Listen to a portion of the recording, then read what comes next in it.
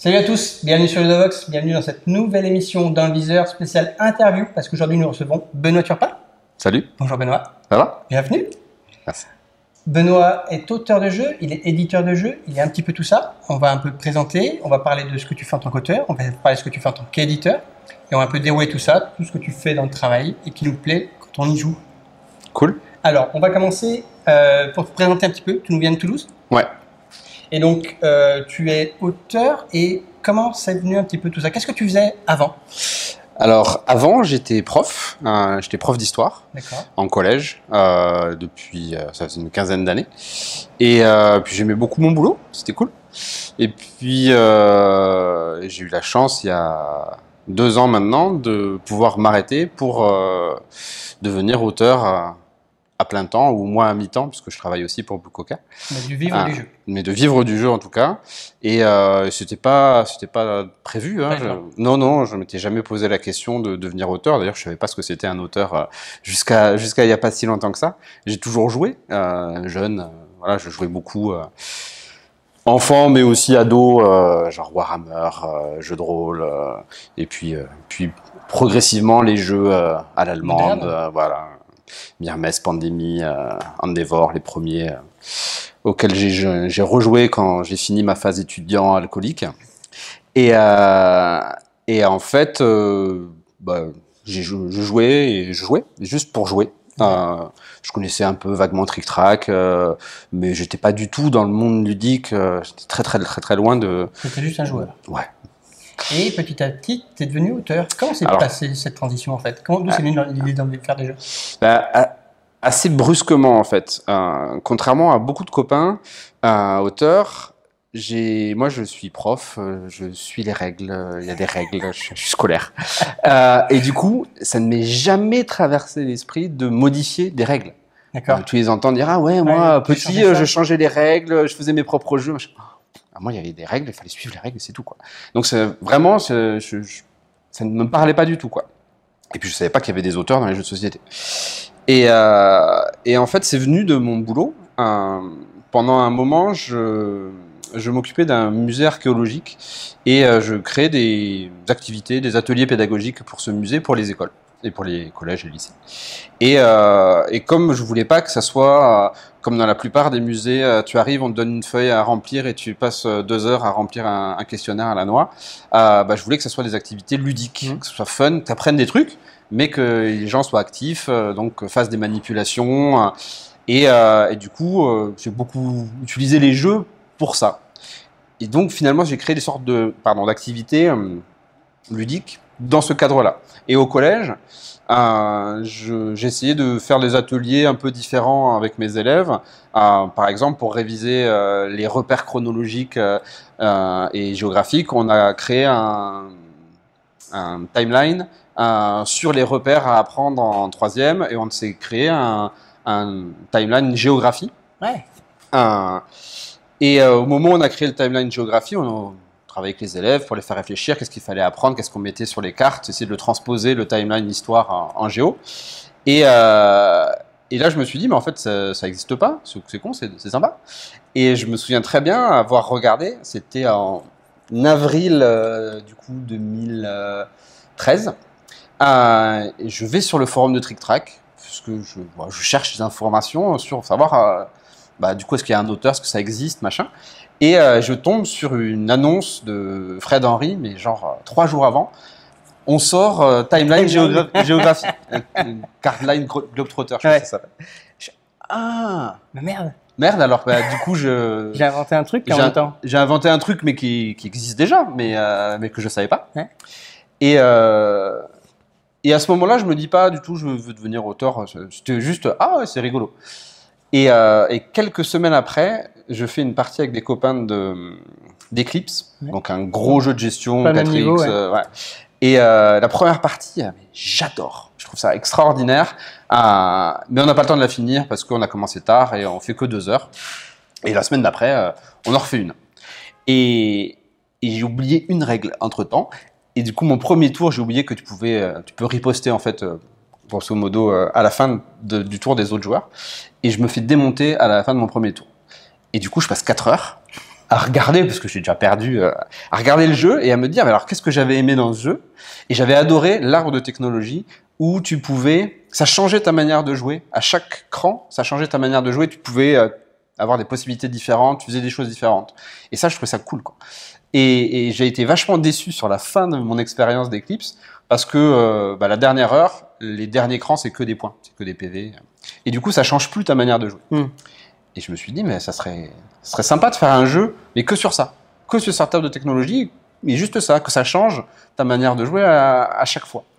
Et en rentrant de chez mes potes, je réfléchissais et j'ai eu l'idée d'un jeu qui n'a à peu près rien à voir avec Eclipse, mais qui est un jeu de lettres et qui est devenu au final indirectement mon premier jeu édité, où le principe c'était que tu commençais un alphabet, tu connaissais rien, aucune lettre, aucun mot, rien, et à chaque tour, tu avais le droit de monter sur un arbre de technologie et d'apprendre des lettres. Donc tu vas aller mettre des lettres dans ton sachet pour faire des lettres comme des mots comme au Scrabble. Tu apprenais aussi des mots de 3 lettres, des mots de 4 lettres, les mots au pluriel, les mots au féminin. Et donc petit à petit, les lettres que tu avais devant toi t'offraient plus de possibilités. Tu pouvais t'en servir de davantage de manières, tu pouvais les mettre dans un sens ou dans l'autre, n'importe. Et je trouvais ça cool. Et en effet, ça changeait ta manière de jouer à chaque tour. Ça cochait toutes les cases. Et c'est là où je me suis dit, c'est cool, on peut créer des jeux. Et du coup, là, c'est l'emballement, tu t'excites, c'est le tout début, tu dis, ah, mais c'est trop cool, c'est génial, qu'est-ce que j'en fais? Donc je regarde un petit peu et j'entends parler de festivals de jeux de société. Bon. Et notamment un truc qui s'appelle Ludix. Ouais. Et du coup, j'envoie à l'époque de Ludix, qui malheureusement n'existe plus, il fallait envoyer son proto, c'était les 30 premiers qui étaient sélectionnés. C'est ça. Donc j'ai attendu comme tout le monde, minuit une, et j'ai envoyé le truc. On envoyait tous les mails. Et c'est passé. D'ailleurs, c'est la première fois où on s'est rencontrés. Ouais, c'est ça. Toi, tu avais Castaloutre. C'est ça. Mon premier jeu. Je me souviens bien. Malheureusement, c'était aussi la première fois que j'ai rencontré Florian. Florian Siriex, on pourra en parler. Ouais, désolé. Et en fait, tu as été sélectionné avec ce proto? J'ai été sélectionné avec ce proto et je le présentais, mais sans avoir aucune idée de ce que c'était le monde du jeu. Je connaissais personne. Je savais pas ce que c'était un jeu, je savais pas ce que c'était un auteur, un éditeur, je connaissais pas rien. Ouais. Et puis j'ai eu une chance incroyable, c'est que j'ai rencontré des gens, d'abord d'autres auteurs que je côtoie finalement encore, et puis dans le jury des éditeurs qui sont passés et qui m'ont fait des retours extrêmement pertinents. Moi je me souviens très bien de Mathieu Despnous, le patron de Cocktail Games, qui arrive, qui aime beaucoup les jeux de lettres. Et qui voit... déjà un bon client de base. Voilà, c'est ça. Il voit mon jeu, il y joue, et il me dit putain, c'est vraiment bien, c'est super original. Tu l'éditeras jamais. Ça sortira jamais. Quoi? Et tu vois, moi, je comprends pas. Tu me dis c'est bien et jamais ça sortira. Quoi? Comment ça se fait? Et là, il m'explique des choses que je ne comprenais pas quoi au début.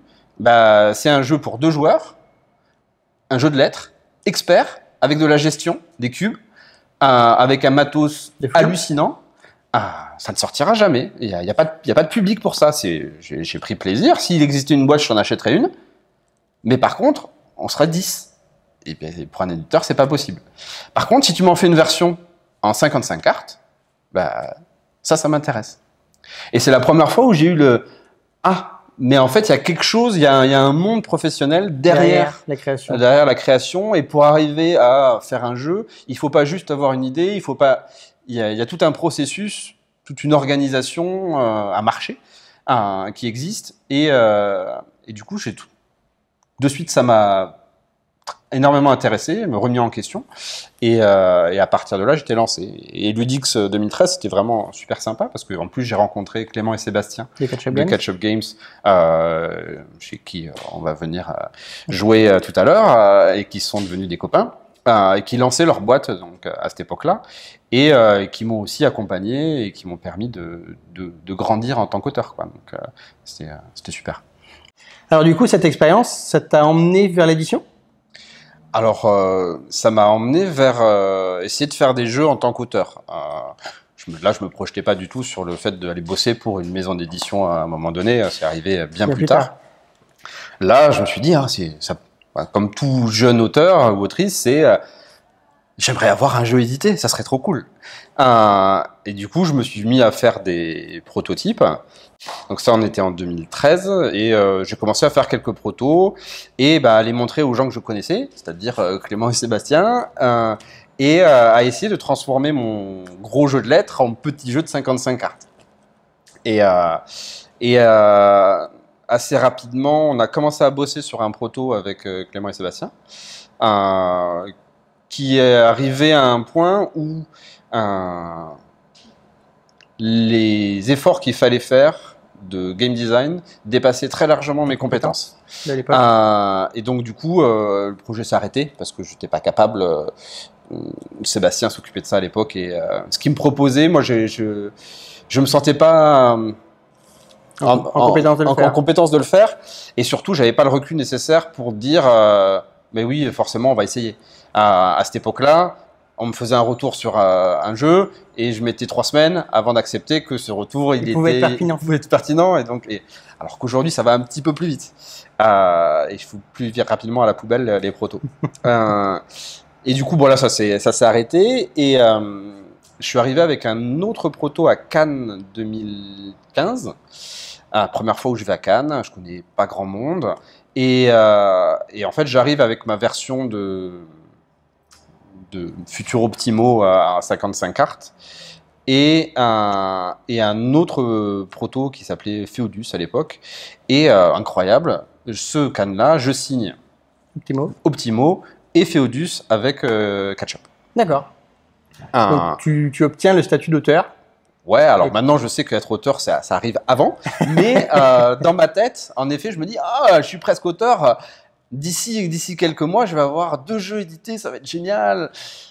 Bien sûr, ça s'est pas tout à fait passé comme ça. C'est ça, il y a des aléas. Voilà, bien sûr, le jeu avec Clément et Sébastien, il est jamais sorti. Mais ça a donné des bébés. C'est un projet qu'on a gardé des années, qui est arrivé assez loin. On avait un illustrateur. Il y a eu des premières illustrations de tuiles qui étaient superbes. Et puis, on avait un problème mécanique qu'on n'a jamais résolu. Et puis, au bout d'un moment, on a refait un bilan au dernier ludopathique de Feduti avant le Covid. Et on dit, on fait un dernier essai, et si on trouve pas de solution mécanique, on laisse tomber. Donc on a laissé tomber parce qu'on n'a pas trouvé. Par contre, cet illustrateur, ils l'ont gardé sous la main et c'est devenu l'illustrateur de Q-Birds. D'accord. Du coup, c'était un style similaire, mais dans un jeu très différent, parce que c'était plutôt un plus gros jeu. Donc finalement, tant mieux, et ça a permis de faire un joli Q-Birds au final. Et donc, tu as avancé petit à petit dans ta carrière d'auteur pour arriver jusqu'à ce qui va devenir, on va dire, ton fer de lance qui est Welcome. Ouais. Et comment est-ce que t'es venu l'idée de Welcome, l'inspiration? À quel moment tu as dit, tiens, je vais faire un roll and write, vu que c'était un roll and write à la base, non pas un flip and write, mais qu'est-ce qui t'a amené à cette création? Quelles sont tes inspirations, ce qui te manquait, ce que tu aimais là-dessus? En fait, à la base, c'est une sorte de blague. En fait, je travaillais sur un jeu avec Alain de Blue Cocker, que t'es pas signé, puisque Alain signe très tard dans le développement. Et c'est un jeu, un truc qui le titille beaucoup. Il aime beaucoup les jeux par équipe asymétrique. C'est son dada. Voilà. Tant qu'il en aura pas sorti un, il voudra continuer à chercher. Donc on travaillait sur un truc comme ça, et il se plaignait, parce qu'Alain se plaint beaucoup, que je rajoutais du matériel en permanence. Et Alain, il aime pas rajouter du matériel parce que ça coûte de l'argent. Et c'est pas bien pour un éditeur quand ça coûte de l'argent. Et du coup, il m'a saoulé. Et un soir, on a vu une soirée test à Tournefeuille, à côté de Toulouse. Et je suis arrivé avec un autre proto, et je lui ai dit, regarde, là, il y a 3D, une petite feuille, et c'est tout. Ça te va en termes de matos, ou tu vas me saouler encore? Et c'est la base de ce qui est devenu Welcome. Alors, le jeu, en fait, vient de bien plus loin, parce que j'avais... D'où il vient? Qu'est-ce qu'il y a comme histoire, ce jeu? Comment t'es venu à cette création? En fait, le jeu, il vient de mes parties de Descent. D'accord. Parce que c'est pas tout à fait. Te projeter un petit peu. Ouais, voilà. C'est pas le même genre de jeu. Tu m'aurais dit Quicks, j'aurais compris. Ouais, mais Descent, je le comprends un peu moins bien. Bien sûr, il y aura Quicks après dans l'histoire, mais à la base, en jouant beaucoup à Descent, j'ai une réputation d'être mauvais lanceur de dés. Et à Descent, tu lances beaucoup de dés. Ouais. Et mon personnage, c'est souvent un nain un peu bourrin, faisait en général rien de l'aventure parce que je faisais des fails tout le temps. Et c'est à ce moment-là où je commençais à faire des jeux. Je me disais, mais ça serait quand même cool d'avoir un jeu où, quel que soit le tirage du dé, on fait un truc. On fait un truc. Et pas, il y a un truc qui est bien et un truc qui est pas bien. Et ça me titille depuis des années. J'avais un proto sur ce principe-là, mais qui marchait pas, où j'ai pu découvrir aussi les retours ultra sévères de certains éditeurs, où tu présentes ton proto et tu te fais démonter en festival. J'ai un souvenir d'Alexandre Garcia de Libellule qui joue à mon proto et qui le démonte du début à la fin en ayant totalement raison. Hein, mais, qui est un excellent game designer, mais qui est assez tranchant. Et ce qui, petite anecdote qui était très bien, c'est que je l'ai rencontré, Alexandre, il m'a démonté le jeu et je trouvais ça très pertinent. Et 30 minutes après, un autre éditeur vient s'installer, qui était Aldébaran Genest, de fameux Wonderlights, et qui me dit mais c'est génial, j'adore, il faut absolument qu'on le fasse. Et à ce moment-là, j'ai eu un doute. Je me suis dit, mais l'autre, il était vachement pertinent quand même quand il me parlait. Pourquoi lui, il me dit que c'est bien? Et du coup, j'ai jamais osé lui envoyer parce que je n'avais pas confiance. Au final, j'ai eu raison. Peut-être eu raison. Donc, du coup, ce proto ne marchait pas. Mais j'avais cette idée de lancer des dés et que ça puisse servir à quelque chose tout le temps. Et qu'il n'y ait pas un bon lancer de dés, un mauvais lancer de dés. Et à cette époque-là, je joue pas mal à Quix et à Quinto, qui sont des roll and write allemands. Épuré au maximum, mais super efficace. Épuré. Voilà. Moi, c'est ce qui me plaît dans les jeux de société, même si je suis pas très fort à le faire en tant que game designer. Mais voilà, ça me plaisait beaucoup et je me suis dit, à cette époque où il fallait réfléchir sur la quantité de matériel avec Alain, je me suis dit, mais peut-être qu'une solution, c'est de transformer mon proto qui marche pas en jeu à cocher. Peut-être que ça règle le problème. J'avais un problème de simultanéité qui marchait pas, il n'y avait rien qui marchait à cause de ça. Et en le passant en jeu à cocher en simultané, alors ça n'a pas réglé tous les problèmes, le proto fonctionnait pas comme je l'ai montré à Alain, mais ça a ouvert une porte. Mais ça a ouvert une porte et la structure de base de Welcome, elle était déjà en place dès le début. C'est-à-dire que quand je lui ai montré le proto, la première fois, le fonctionnement mécanique de Welcome, lui, a plus jamais changé. C'est-à-dire c'est 3D, alors bien sûr, pour ceux qui ont joué à Welcome, ils ne savent pas, mais à la base, c'était 3D. Et il y avait sur chaque dé une couleur et un chiffre. Et on lançait les dés et on faisait des additions numériques et chromatiques des dés. Par exemple, un 3 jaune et un 5 bleu, ça faisait un 8 vert.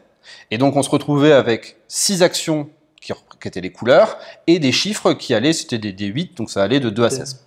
Et à partir de ça, j'ai essayé de trouver une raison de cocher les cases, de mettre des numéros et des actions qui fassent quelque chose sur ces cases et qui soient intéressantes à chaque fois que tu choisis un chiffre.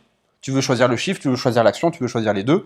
Et ça, c'est resté du début à la fin, même si la feuille de score, finalement, elle, la première version n'a absolument rien à voir avec ce qu'est Welcome aujourd'hui. Mais tu avais déjà un thème? Absolument pas. C'était un truc épuré, vraiment attaché. Alors moi, je l'ai montré à Alain pour rigoler, mais quand le jeu a un peu avancé, je l'ai envoyé en premier à NSV, qui est l'éditeur de Quix et de Quinto, parce que dans ma tête, c'était complètement dans la gamme de ce genre de jeu-là.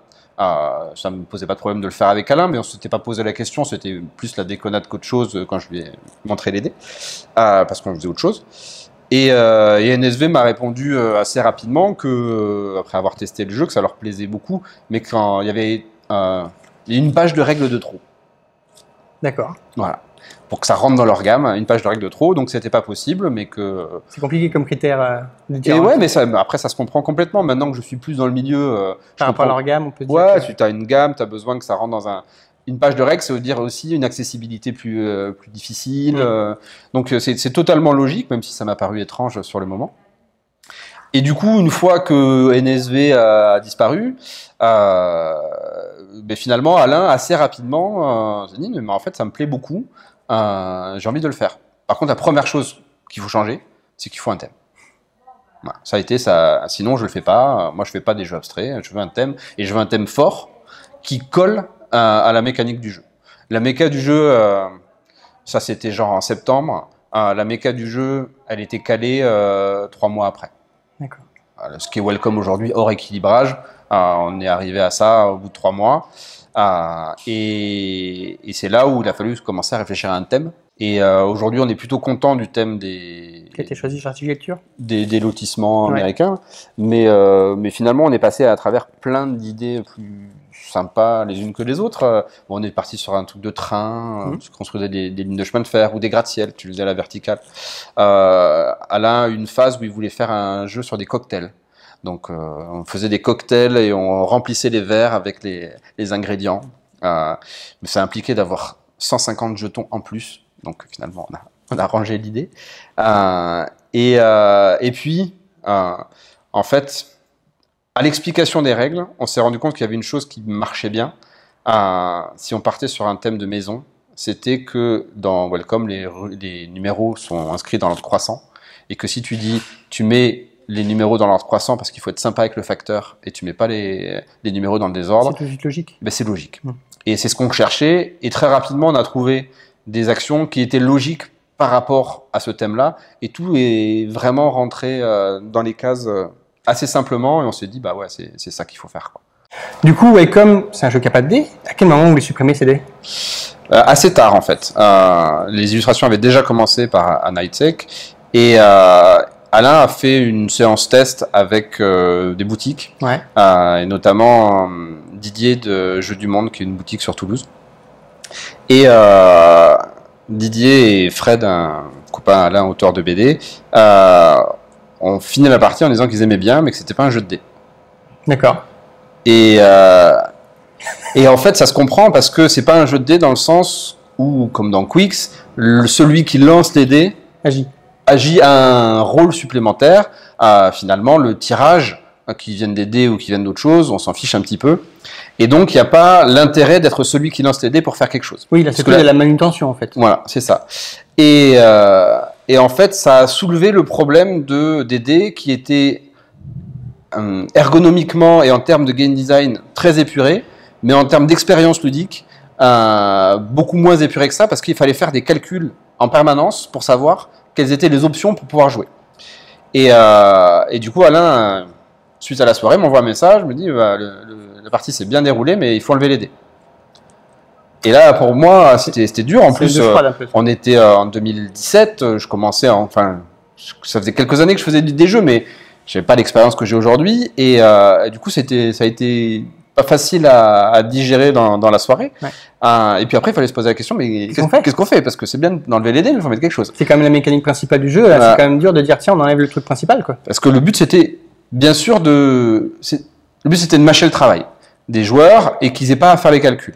Donc, il fallait trouver un système qui fasse les additions chromatiques et les additions numériques à la place des joueurs, tout en gardant la même répartition du tirage, avec moins de 1 et moins de 15 et plus de 8, avec la même répartition des actions. Il y en a 3 qui sont 2 fois plus fréquentes que les autres. Et on a testé des trucs un peu débiles où tu prenais des jetons, tu les lâchais au fond de la boîte et ça tombait, et tu regardais ce que ça faisait. C'était nul. Et puis finalement, n'ayant pas d'idée et étant un auteur qui recycle, j'ai repris la méca d'Optimo, qui est mon jeu de lettres, qui a bien sûr, ça n'a rien à voir avec Welcome, mais c'est 3 tas, et tu retournes à chaque fois le recto des cartes, et tu joues avec le verso. Le recto et le verso. Tu as 6 contraintes dans le jeu, et en fait, je me suis dit, mais est-ce que c'est pas adaptable à Welcome ? Et en fait, c'est totalement adaptable à Welcome, et ça a réglé plein de problèmes. Ça a permis de mettre du thème, ça a permis de gérer les daltoniens, ça a permis de limiter l'aléatoire du tirage, et ça a grandement amélioré le jeu, et ça a participé très fortement à son succès. Du coup, le roll and ride qui devient un flip and ride, donc qui invente quasiment un nouveau système. Alors ouais, non, il faut pas dire ça parce que c'est pas vrai. Ça existait déjà avant. J'avais joué avant à La Route des Vignes, qui est un excellent jeu, un peu méchant, mais excellent, et qui utilisait déjà des cartes. Alors pas du tout de la même manière. Pas de la même manière, mais en effet, c'est des cartes de début. Il se trouve que Welcome a eu plus de succès que La Route des Vignes, donc on a tendance à l'associer au début des Flip and Write, mais La Route des Vignes est arrivé avant. Mais quand même, c'est pas moi. Welcome, qui finalement est un succès commercial et d'estime assez énorme. Ouais. C'est combien de boîtes vendues actuellement ? Là, on a dépassé les 200 000 exemplaires. À travers le monde ? Ouais. Ça fait combien de pays localisés? Et là, on touche à peu près tout le monde. Hein. Dans le terme de marché ludique, on doit être dans une quarantaine de pays. Trentaine de pays seulement. Ouais. Il y a 25 langues et puis il y a des langues qui font plusieurs pays. Et quand tu comptes tes 200 000 boîtes, tu parles uniquement des boîtes de base ou des extensions? Que du welcome de base. Et le jeu continue encore à se vendre actuellement bien? Ouais, bah alors pour l'instant, on touche beaucoup de bois. Les ventes ne baissent pas. D'accord. C'est-à-dire qu'en France, on fait le même nombre de ventes depuis 4 ans. Ça baisse pas, donc ça baisse pas, c'est bien. Et dans le monde, alors ça dépend des tirages des pays qui épuisent, donc c'est beaucoup plus aléatoire. Mais grosso modo, les ventes se maintiennent aussi à leur niveau de l'année de la sortie. Et du coup, ça devrait continuer à se vendre, ça va pas s'effondrer demain. D'accord. Et du coup, pour maintenir cette gamme, il y a vraiment un besoin d'utiliser des extensions. Un désir en tout cas. Il y a combien d'extensions sorties à ce jeu? Il y en a un paquet, non? Beaucoup trop. Beaucoup trop. Alors, il y a un désir de l'éditeur de faire vivre le jeu. Ouais. Qui n'est pas forcément le même que celui de l'auteur? Qui n'a pas le même objectif. Et c'est normal, l'éditeur, lui, il veut que le jeu continue à vivre et il veut faire vivre le jeu en sortant des choses qui vont permettre aux gens de se rappeler que Welcome existe. Et en tant qu'éditeur, c'est un bon raisonnement. Moi, en tant qu'auteur, c'est juste qu'on m'autorise à continuer à jouer dans mon petit bac à sable et je peux continuer à jouer, à faire des trucs différents, à tester des trucs. Chaque fois, on donne un nouvel outil, tiens, tu peux faire ça. Voilà. Non, on me donne rien, on me dit juste joue, débrouille-toi et joue. Comment ça se passe le développement d'une extension? Alors, donc pour répondre à ta question initiale, là, on est à 7 extensions. D'accord. Sachant que chaque extension contient 2-3 règles différentes. Alors, il y a 3 doubles extensions et un crossover avec la petite mort. Ouais. Alors, ça, c'est pour le welcome de base. En fait, c'est venu très simplement. Alain a vu que le jeu prenait, qu'il y avait un buzz qui se créait à Cannes quand c'est sorti en 2018. Et il m'a dit, Benoît, il faut réfléchir à la suite. Donc tu débrouilles, tu trouves quelque chose, une suite, une extension, peu importe, mais là, il faut battre le fer tant qu'il est chaud, donc vas-y. Et je suis pas du tout parti sur une extension. Je suis parti sur ce qui va devenir Welcome to New Las Vegas, donc un stand-alone, un jeu à part, un spin-off pour joueurs. Je me suis dit, on va faire un jeu, les retours que j'ai, c'est que c'est génial, machin, mais que les joueurs qui sont joueurs, ils trouvent ça cool pour présenter à la famille. Le gros avantage de Welcome, c'est qu'il est un peu générationnel. Mais que les gros joueurs, ils s'ennuient un peu au bout d'un moment. Et je me suis dit, est-ce qu'on peut réfléchir à un jeu un peu plus costaud, mais en gardant la structure de Welcome? Je suis parti sur ça, je suis parti très loin, hein. C'est devenu un très très très gros jeu qui pétait le cerveau de tous les testeurs. Donc, Et pendant ce développement-là, est arrivé un partenaire américain qui a eu une idée de faire une feuille thématique, sans modification de règles, mais mettre le thème de Noël sur une feuille pour le vendre en goodies, en cadeau. Et ça a évoqué pour moi l'idée de changer une petite règle. Mais finalement, si on veut juste coller à Noël sans rien changer d'autre, qu'est-ce qui est possible de faire? Est-ce que tu peux pas rajouter des cartes? Tu fais juste la feuille. Juste la feuille. Et juste la feuille, et il faut que la feuille elle reste la même. Donc c'est les mêmes tailles de rue, on change rien graphiquement parce qu'on refait pas la feuille. Donc la structure est exactement la même. Donc il faut trouver un truc, mais tu peux pas changer grand chose. Et en fait, ça m'a ouvert une porte dans l'esprit, mais mais c'est vrai, je peux aussi juste changer un petit truc. Et du coup, j'ai eu plein d'idées. Et c'est là où j'ai commencé à bosser avec Alexis Allard, qui est un de mes co-auteurs sur Welcome to New Las Vegas parce qu'il a fait le mode solo et qui est un auteur à part entière sur Welcome to the Moon parce que on est potes et on travaille ensemble et j'ai commencé à lui montrer plein d'idées, dire regarde, est-ce qu'on peut faire ça, est-ce qu'on peut faire ça, et assez vite en l'espace de quelques mois j'avais 6 feuilles différentes avec chaque fois une petite règle différente qui colle thématiquement, et je suis arrivé à Alain en lui disant regarde, pour Halloween on pourrait faire ça, pour Noël on pourrait faire ça, pour Pâques on pourrait faire ça. Donc il y avait 3 feuilles de saison et 3 feuilles historiques, des zombies, la guerre froide et un camion de glace pour l'été. Et Et du coup, bah, c'est sorti avant parce que c'était prêt, il n'y avait pas grand-chose à faire. C'est ça. Et donc ça a permis de faire vivre le jeu pour 2019, le temps qu'on arrive à finir le développement de Welcome to Las Vegas, qui prenait du temps et qui a été du coup décalé. La sortie a été décalée pour que ça fasse la sortie de 2020 et que ça fasse continuer à parler du jeu. Chaque année. Voilà, c'est ça. Du coup, ces petites extensions, c'était un vrai plaisir pour toi de les concevoir? Ouais.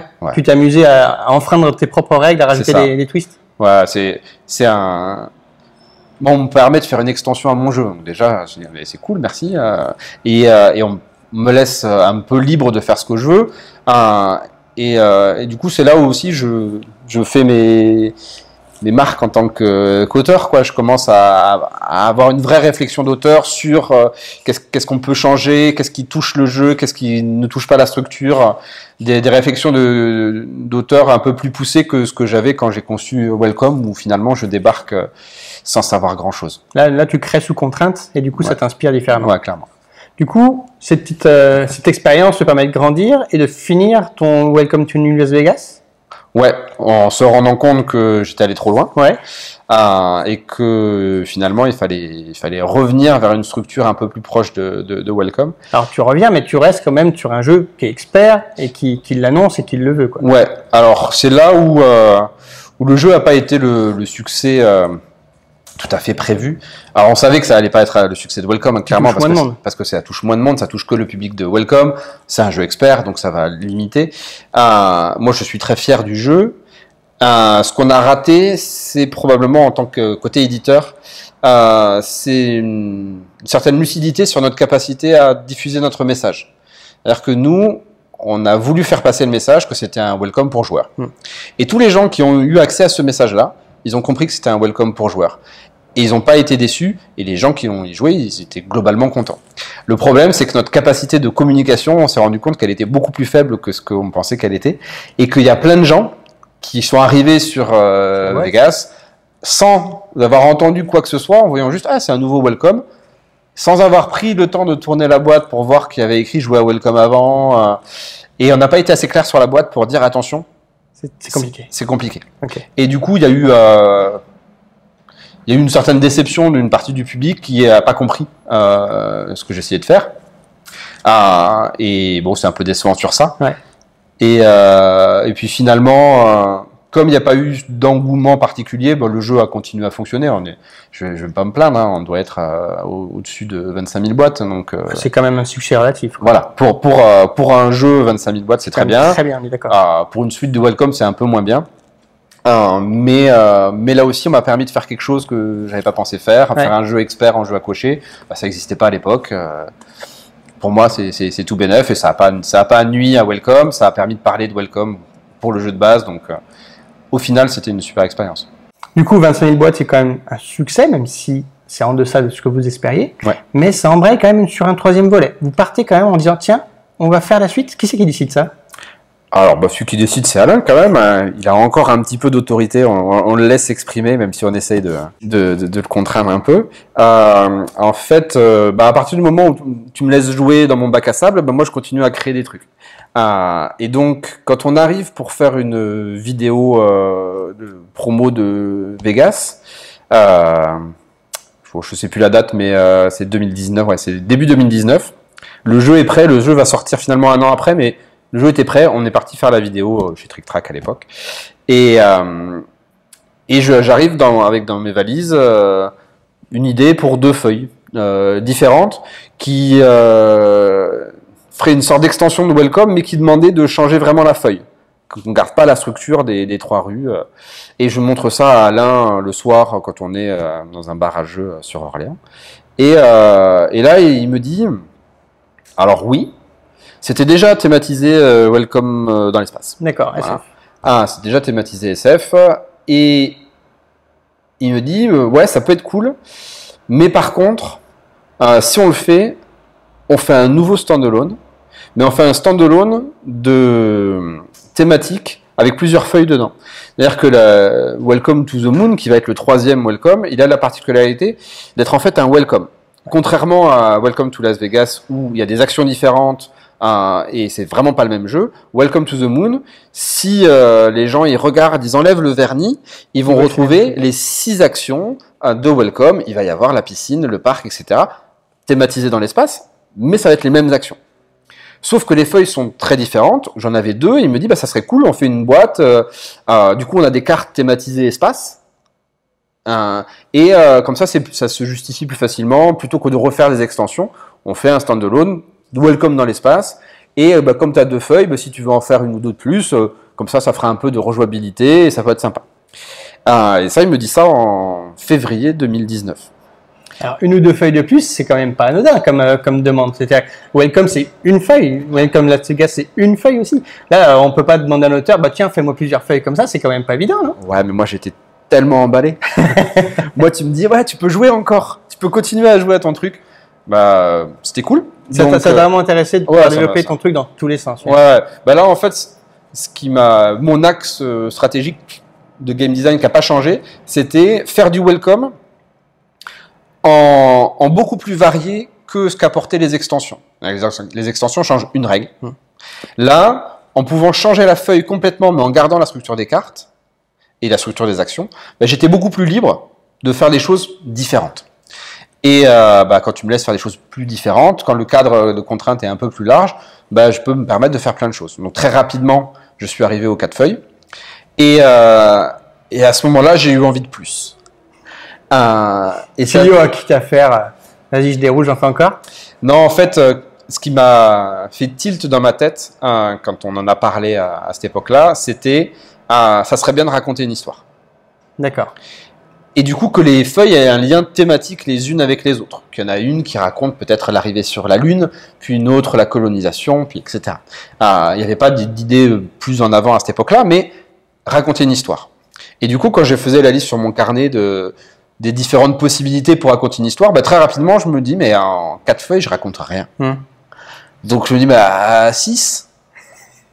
Et puis au bout de 6, je me dis, il manque des trucs quand même, c'est pas logique. Et donc je suis arrivé à 8. Et au moment où dans ma tête je suis arrivé à 8, j'ai eu un éclair de lucidité. Je me suis dit, jamais de la vie je vais m'en sortir tout seul. Ouais, là j'ai besoin d'un copain. Là j'ai besoin d'un copain. Et bien sûr, dès le début, j'en avais parlé à Alexis, parce qu'on avait déjà testé la feuille. Il était déjà accompagnant sur les projets Welcome. Voilà, il avait fait le mode solo, le nouveau mode solo de Welcome et le mode solo de Welcome to Las Vegas. Et puis il était de toutes les phases de test, etc. Et en fait, on se complète très bien.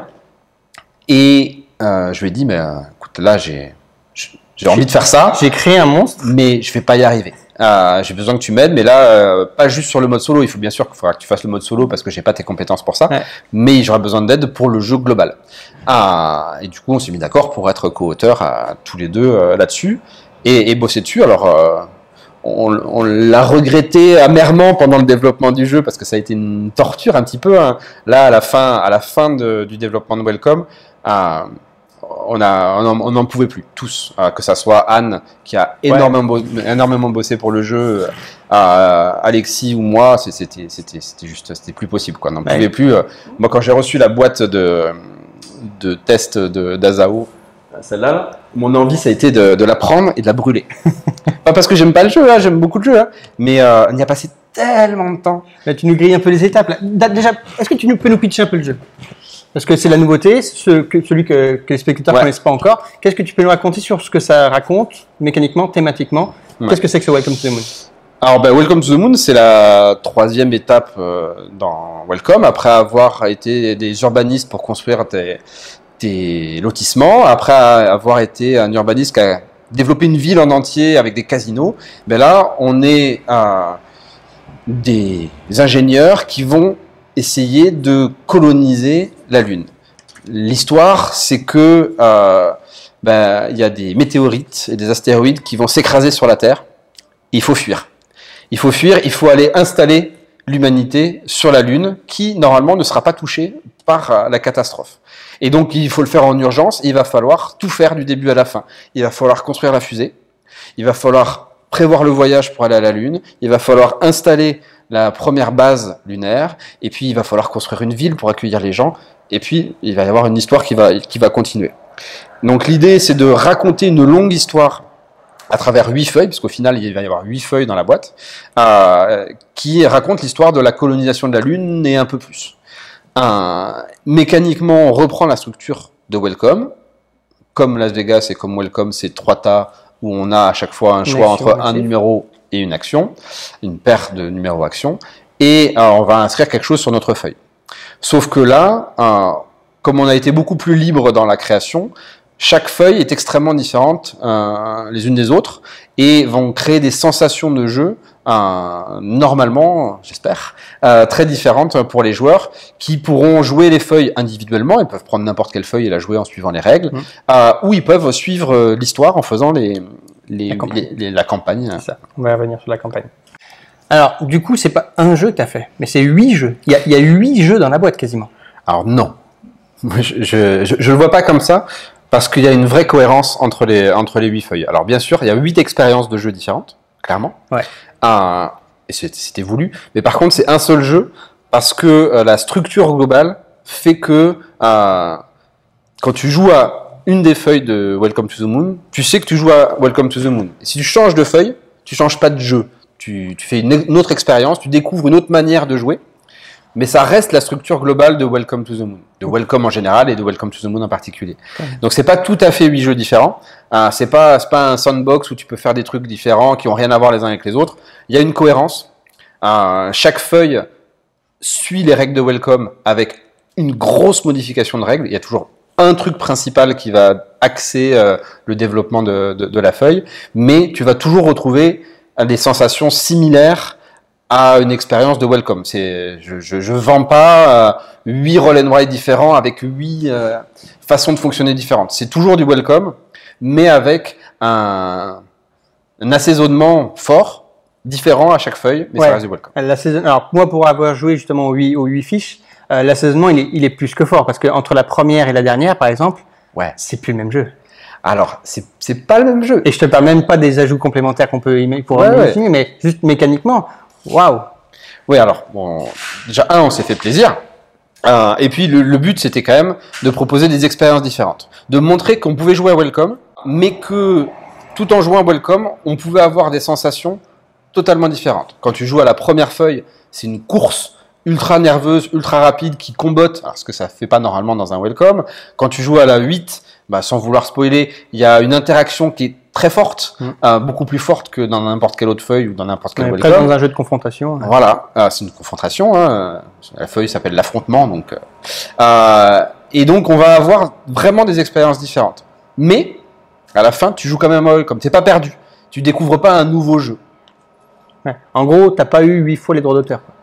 Non, malheureusement. C'est pour ça qu'Alain t'a dit non, il n'y a qu'un seul jeu. Ouais, et puis j'ai la moitié des droits d'auteur parce que je dois partager avec Alexis. Alain qui t'avait demandé une ou deux de plus par rapport aux une ou deux de départ, il arrive sur 8. Ce qui fait pas un petit peu la gueule quand il imagine qu'il y a 8 paquets de feuilles à mettre dans le jeu.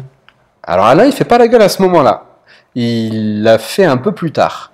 Quand on lui dit 6 puis 8 feuilles, il est encore ouvert, il voit bien le côté campagne, ça lui plaît. C'est quand on commence à lui parler de ce qu'on veut faire pour la campagne qu'il va commencer à tiquer, à faire « Hey, mais vous commencez à me coûter très cher !» Parce qu'en fait, la particularité de Welcome to the Moon, c'est que c'est pas juste 8 feuilles. C'est ça. On va venir, c'est toute cette campagne qui est autour et qui finalement fait que le jeu, c'est pas juste un petit jeu de roll and write, ni 8 petits jeux de roll and write, mais c'est une campagne qui va multiplier tous ces jeux par d'autres expériences. C'est ça. Et en fait, cette idée de campagne, de vraie campagne telle qu'elle est dans la boîte, elle arrivait assez tard. Pendant longtemps, on s'était dit, on va raconter une histoire sur 8 feuilles. Les gens, ils verront bien à la lecture des règles et à l'expérience que ça raconte une histoire. Et que voilà, c'est cool, ça raconte une histoire et tu vis un petit peu l'aventure. Il y a un lien. Il y a un lien. Mais sans aller plus loin.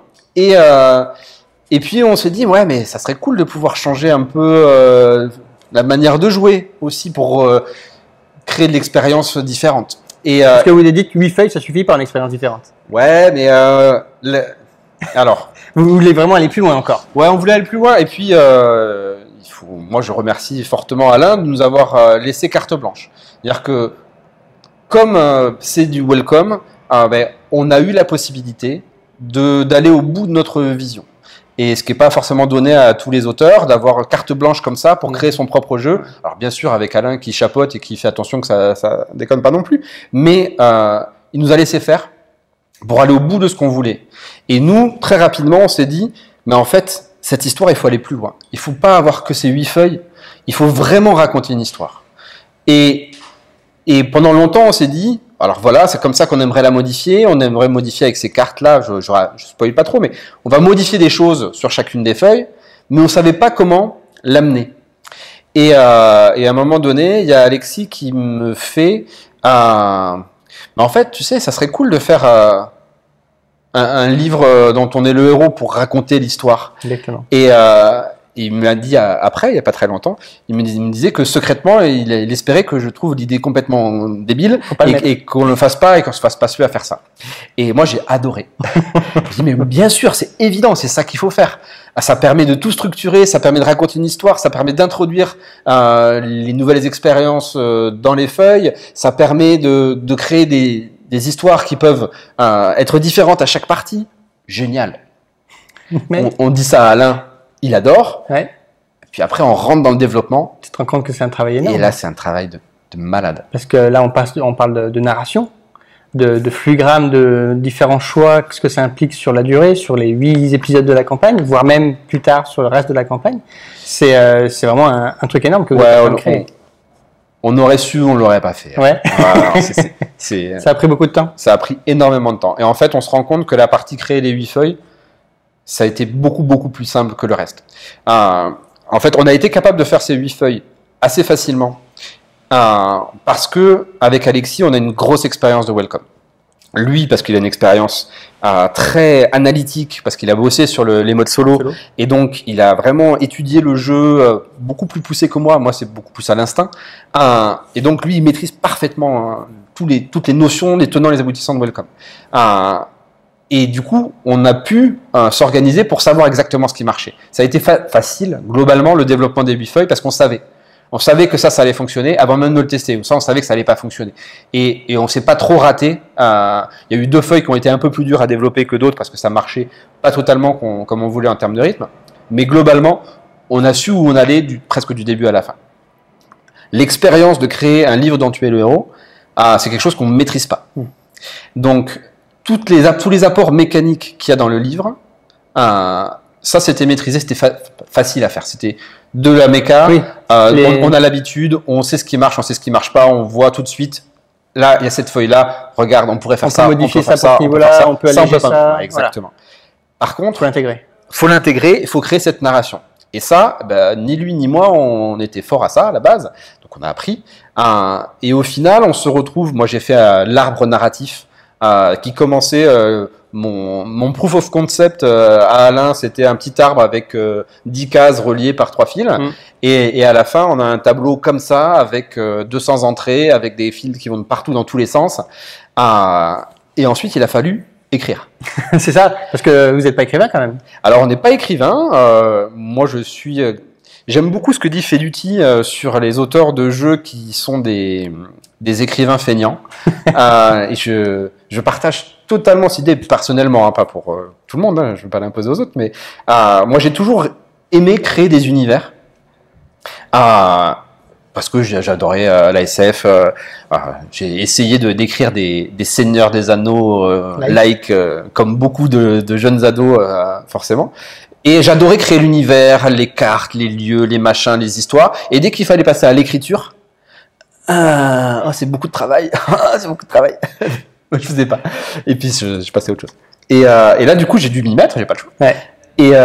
Et au final, en termes de quantité de mots, de caractères, on s'est rendu compte qu'on a écrit l'équivalent d'un livre dont tu es le héros, genre Loup solitaire ou de l'époque quand on était jeune. En termes de quantité, ça représente la même quantité de mots.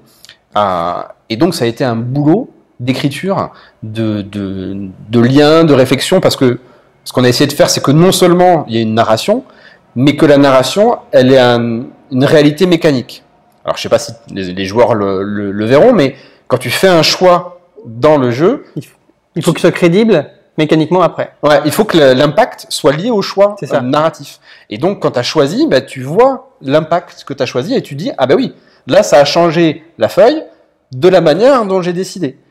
Et donc, ça demandait c'était des contraintes de narration incroyables. Clairement, vous êtes sorti un peu de votre zone de confort de mécanicien de game design à écrivain d'une vraie histoire avec des logiques. Quoi. Ouais, totalement. Et je suis content de l'avoir fait. Mais tu le feras plus. Alors, si, parce que ça ouvre plein de possibilités, donc je le referai très très probablement, et d'ailleurs j'ai déjà commencé à le faire. Mais c'est d'autres compétences, et c'est épuisant.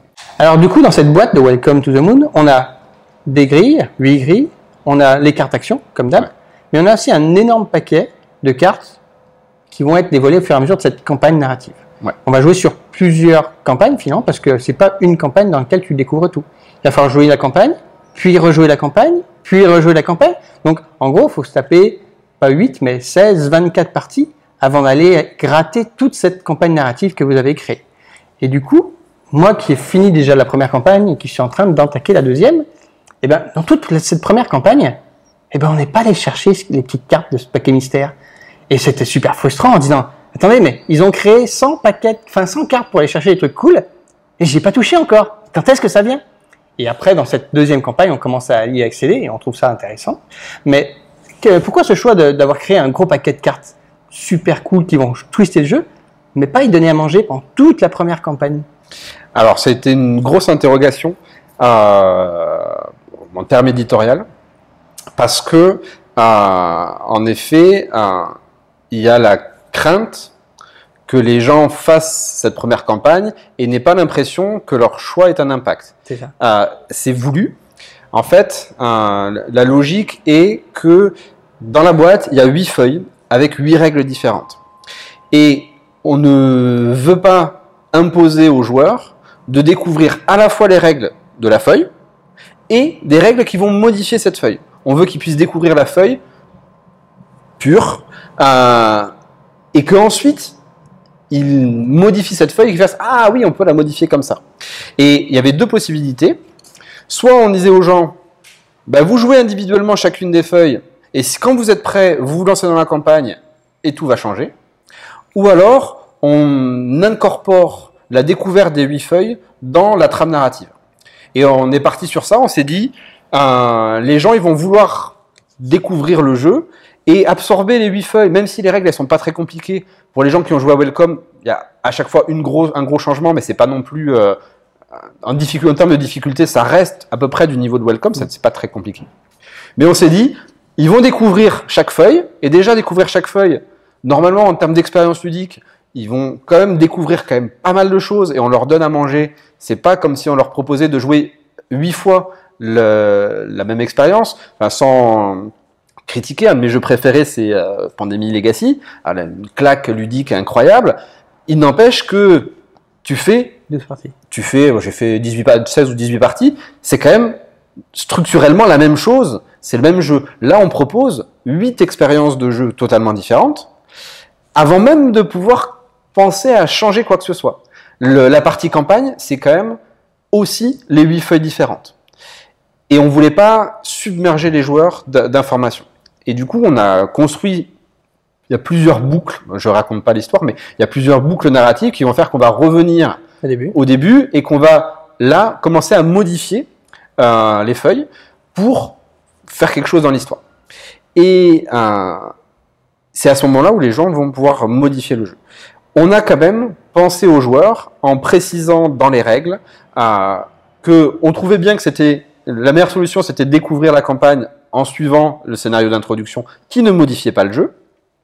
Mais pour ceux qui avaient joué aux feuilles individuellement et qui avaient envie de rentrer dans le dur, il suffisait de prendre la carte temps, qui allait vous faire un Previously in Welcome to the Moon, et qui va vous raconter tout ce que vous avez raté narrativement dans la première campagne, et vous allez rentrer dans le vif du sujet directement pour la campagne évolutive.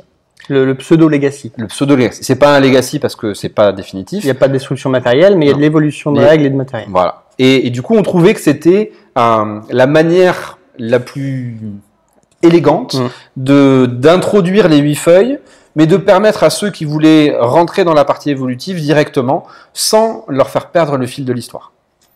Après, on verra ce qu'en pensent les joueurs. D'accord. Non, mais c'est vrai que c'est pas évident et c'est un peu frustrant de ne pas avoir ça dès le début. Mais quand on y arrive justement, quand on fait l'effort de, après les 8 premières parties, aller plus loin, on découvre ce qu'on a et on est content des petites surprises qu'on a dedans. Et moi qui suis allé un petit peu plus loin, justement dans le jeu, je suis assez conquis par Welcome to the Moon, mais ça m'a fait poser une petite question un petit peu en recul, c'est que Welcome to My New Home, le classique, est encore en vente. Ouais. Quand on joue au Welcome to the Moon, est-ce qu'on a encore envie de rejouer à Welcome classique? Je suis pas sûr. Et je me demande si finalement ce nouvel opus, qui finalement est 8 jeux en 1 avec un narratif extraordinaire, rejouable et tout, ça va pas finalement tuer le premier opus? Est-ce que vous y avez pensé à ça? Est-ce que vous dites, ok, ben, le Welcome il a fait son temps, maintenant on a mieux à proposer, allez vers le nouveau, finalement vous serez encore plus gagnant et on oublie petit à petit l'ancien? Moi je pense pas. Je pense pas. Après, j'ai pas la science infuse ludique et le milieu le marché décidera pour nous. Moi, ce que j'espère, c'est que ça va donner envie aux joueurs de Welcome de découvrir ça. Ça va donner à ceux qui ont pas voulu jouer à Welcome parce que il y avait pas assez de thèmes ou parce que c'était pas un assez gros jeu ou ça racontait pas assez d'histoire. L'expérience de Welcome d'une manière différente, parce qu'on peut très bien jouer à Welcome to the Moon sans jamais avoir joué à Welcome. En termes d'accessibilité, c'est à peu près la même chose. Mais le format de la boîte, le prix de la boîte, fait que ça ne sera pas un jeu purement familial, comme ne l'est pas déjà tout à fait Welcome. Et donc, je pense que, j'espère que Welcome to the Moon sera un succès, mais sera un succès de la même manière que Welcome, c'est-à-dire qu'il va toucher d'abord les joueurs qui achèteront le jeu et qui se rendront compte ou qui auront envie de le faire découvrir à leur famille ou à leurs amis, parce que ça peut se jouer en famille ou avec les amis et on peut se raconter une histoire et ça peut être sympa. Et que ça s'ouvrira comme ça, un petit peu comme l'a fait Welcome. Mais je pense que la boîte de base de Welcome reste, en termes d'épure, beaucoup plus accessible que ne le sera jamais Welcome to the Moon, parce que dans la boîte, il y a plus de matériel, la boîte est plus grosse, ça fait peur. Et on se rend bien compte aujourd'hui dans le marché ludique que les joueurs ont besoin qu'on les accompagne et qu'on les rassure. Et voilà, une boîte comme Welcome to the Moon, ça peut faire peur quand même.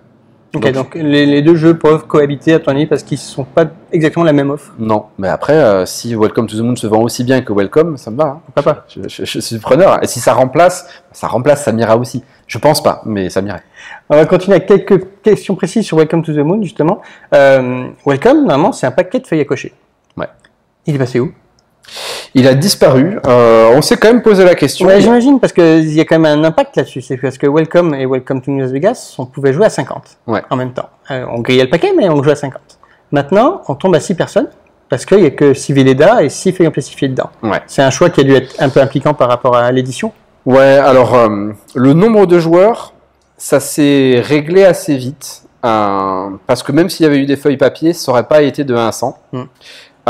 Tout simplement parce que la structure des feuilles fait que, comme il y a plus d'interactions, c'est difficile de jouer à autant qu'on veut.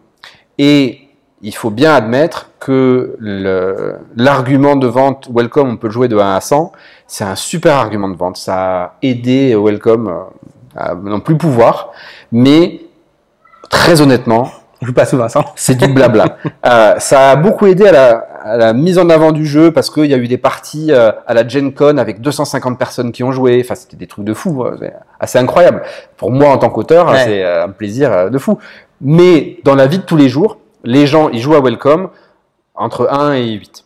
Et Welcome est sorti sur BGA, Board Game Arena en ligne, et on a les stats. Et on voit exactement Combien ils jouent? Combien ils jouent sur Board Game Arena, c'est-à-dire sans avoir besoin de se retrouver à beaucoup. Sur Board Game Arena, on peut y jouer de 1 à 12. Et on a vu que le pourcentage des gens qui jouent à 1, 2, 3 et 4 joueurs, ça représente 89% des joueurs. Si tu vas jusqu'à 6, tu arrives à 98% des joueurs. Donc on sacrifie les 2% restants. On sacrifie les 2% restants pour une expérience de jeu un peu plus structurée. Ouais. Donc ça, le nombre de joueurs, on l'a vite vu et on savait déjà que l'argument de vente ne valait pas l'intérêt ludique. Ouais. Quant aux feuilles Velleda, il y avait la possibilité de faire 4 paquets de 100 feuilles, recto verso. En termes de prix, c'était approchant.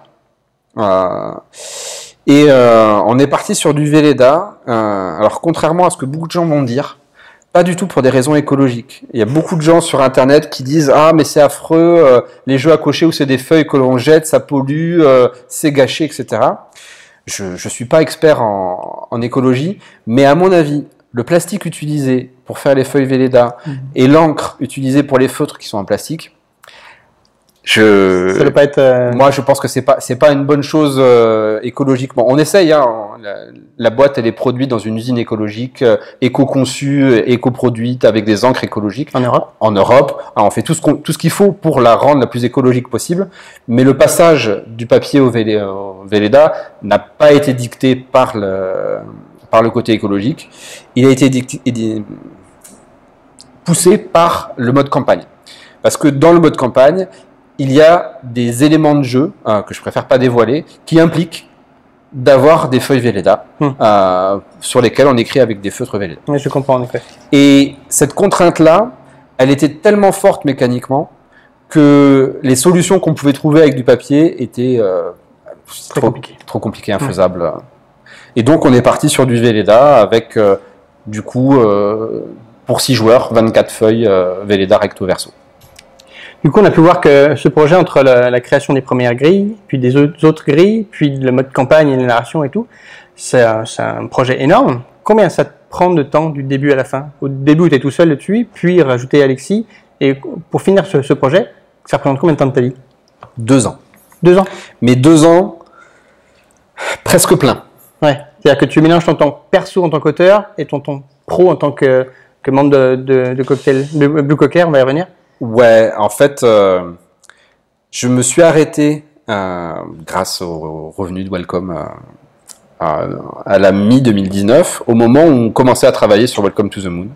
Et je n'ai fait quasiment que ça en termes de game design pour moi en tant qu'auteur, parce que j'avais trop de boulot, très simplement, là, depuis janvier. On a fini en juillet, début juillet, on a tous les fichiers, tout est fini en partie en production en juillet.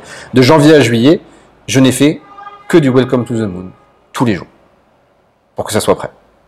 En termes de game design et de préparation de fichiers pour Blue Cocker aussi. Donc c'est 100% de mon temps de travail. Et ça a été, c'est pour ça que ça a été très lourd. D'où l'overdose un peu, ouais. Ouais, l'overdose à la fin, où on se dit, on a fait un super projet, c'est cool, mais on ne pensait pas que ça allait être autant. Ça répond indirectement à la question que tu me posais tout à l'heure de pourquoi j'ai fait si peu de jeux. Mais parce que ça a pris beaucoup de temps. Tout le travail sur Welcome, que ça soit le premier, les extensions, Welcome to Las Vegas et Welcome to the Moon, ça a commencé en septembre 2017. On est en septembre 2021, ça fait 4 ans. Et ça fait 4 ans que je fais du Welcome, alors pas tous les jours, mais toutes les semaines et à haute dose. Alors c'est aussi mon pain, hein, donc c'est normal, et puis j'y prends beaucoup de plaisir. Mais c'est en termes de temps de travail, c'est quelque chose d'extrêmement chronophage. Petite question par rapport à ce Welcome to the Moon. Sur ces petites grilles qui sont quand même relativement différentes, il y en a une que tu peux faire? Alors, je te retourne la question. moi, ma grille préférée, je pense que c'est la 3e, qui te met vraiment dans une situation difficile, non pas parce que les règles sont difficiles, mais parce que les choix sont multiples et tu as envie de tout faire. Et donc, vraiment, cette 3e grille, j'ai trouvé vraiment perturbante et très intéressante. Et toi? Alors, moi, je pense que ma feuille préférée, c'est la 7. D'accord. Parce que j'aime beaucoup la contrainte induite dans la 7 des sas à ouvrir. Sans raconter tout raconter. Voilà. Et je pense que c'est ma préférée. Elle a été conçue, je crois que c'est la 2e à avoir été imaginée. Mais je pense qu'il va y avoir des gens qui vont préférer certaines feuilles à d'autres. Bien sûr. Je pense que la 3 va être la plus fédératrice. Des retours qu'on a pour l'instant, c'est le cas. Parce que c'est aussi celle qui évoque le plus Welcome. indirectement, hein, quand même. Ouais. Et donc, c'est celle qui va être la plus familière, mais avec un twist. Et je pense que c'est celle-là qui va ressortir. Même si, après, en termes d'expérience, la 2, c'est Alexis qui est arrivé un jour avec l'idée de la 2. Et moi, je trouve que l'idée, elle est très perturbante. Quand tu arrives dessus, tu dis, vous êtes sûr là? Waouh, ok. Ouais, on vous laissera découvrir ça. Mais alors moi, en faisant justement ces 3 premières grilles, qui sont totalement différentes à mon point de vue, j'ai cru ressentir des influences d'autres jeux. C'est-à-dire que sur la première, on a une petite influence de Tréfuté. Ouais. Sur la deuxième, on a une petite influence de Quicks. Et la troisième, moi, j'ai retrouvé du Lucky Numbers. Est-ce que c'est des influences que tu as reçues? Pas du tout. Est-ce que je suis à l'ouest? Alors, sur la première, il y avait cette idée de créer des combos. Alors, à une échelle très réduite. Hein. Le comparer à Tréfuté, c'est un peu trompeur parce que on n'a pas du tout cherché à faire autant comboté que dans Tréfuté, ce qui n'était pas du tout le but. On voulait surtout sur la première grille, comparé à un jeu expert, ça marche pas, on est d'accord. Ouais. Mais donc c'est du combo mais très léger. Mais en effet, pour les gens qui aiment les roll and write, ils vont de suite voir mais c'est un peu comme Tréfuté, c'est sûr. Même si c'était pas le but, mais on s'en est rendu compte en y jouant que ça évoquait ça. Pour la 2, pas forcément. Alors, je sais pas ce qu'Alexis avait en tête quand il a fait la 2, mais je pense que c'était, pour ceux qui connaissent Welcome, c'est une sorte de révolte face au rond-point. Ouais. Et pour la 3, l'idée est venue bien avant Lucky Number. Donc je savais pas que ça existait et j'avais jamais joué je sais plus comment ça s'appelle parce que Lucky Number c'est une réédition, mais je connaissais pas le jeu initial et en jouant à Lucky Number j'ai fait hey mais c'est pareil. Alors pas du tout en fait, mais c'est vrai que l'esprit est un peu le même. Ouais. Et parmi ces grilles, est-ce qu'il y en a une que tu as trouvé plus difficile à designer? Ouais. Celle qui a posé le plus de problèmes, alors à moi c'est la 6.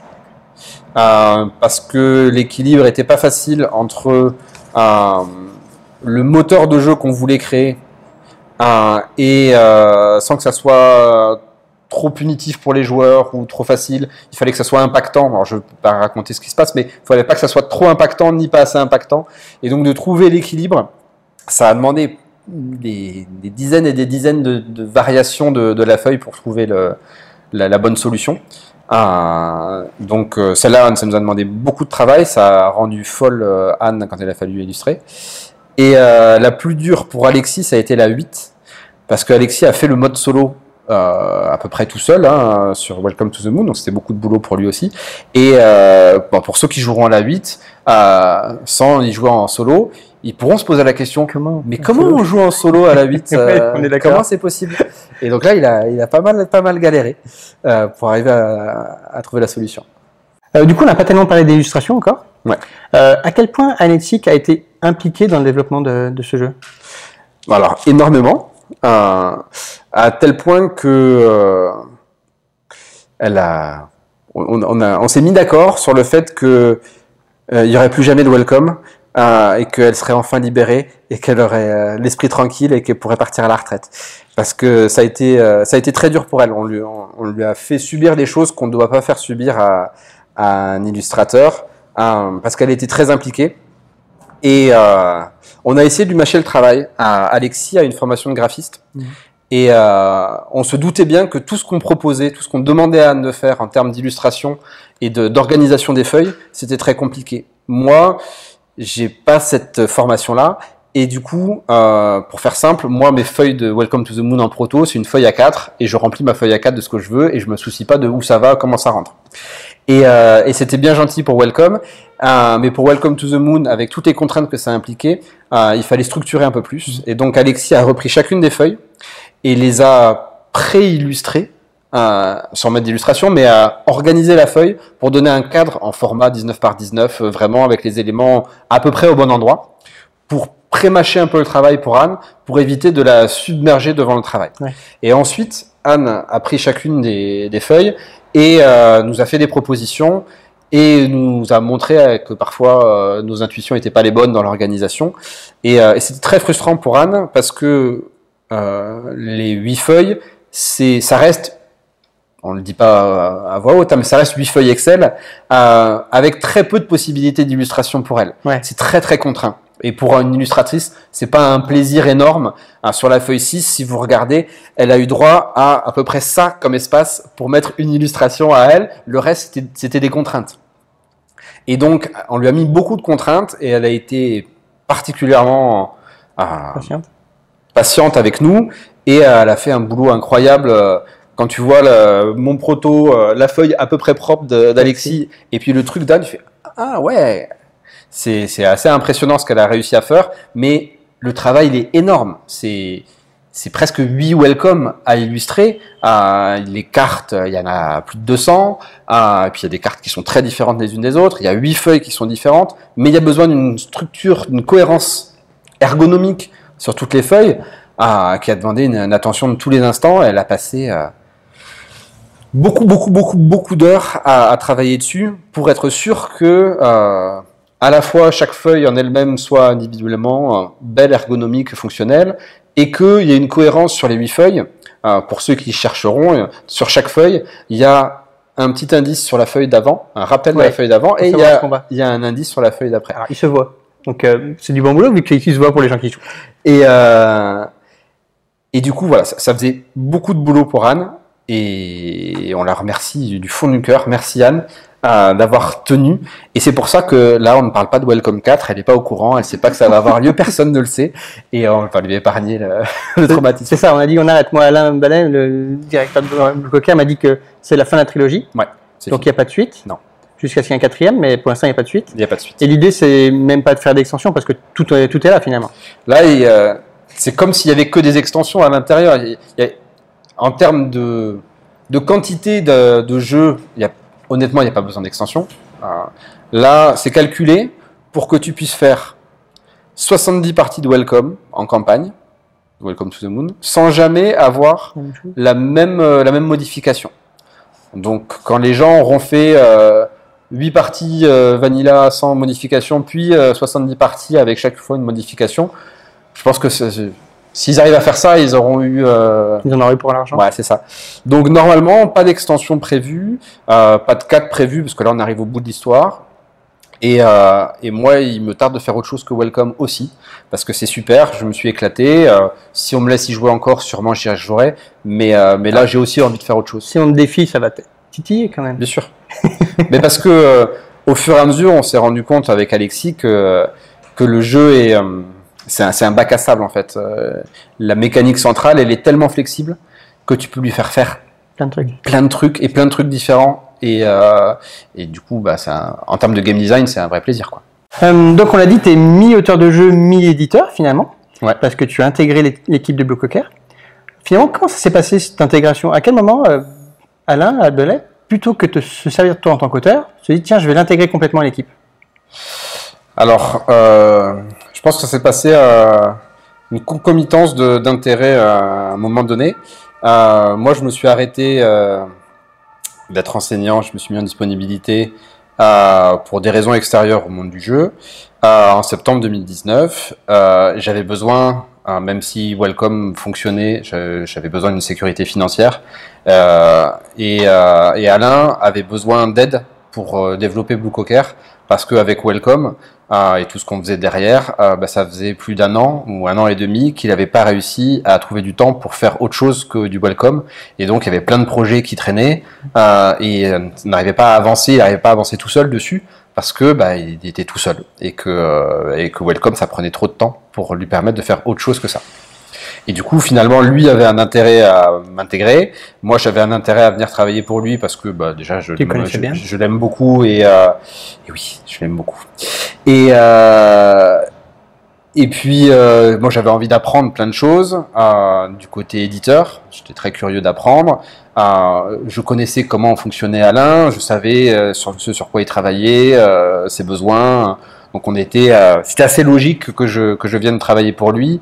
Et d'ailleurs, quand il a cherché à recruter, quand il en a parlé, il avait moi en tête et pas quelqu'un d'autre. Donc il cherchait à me recruter moi.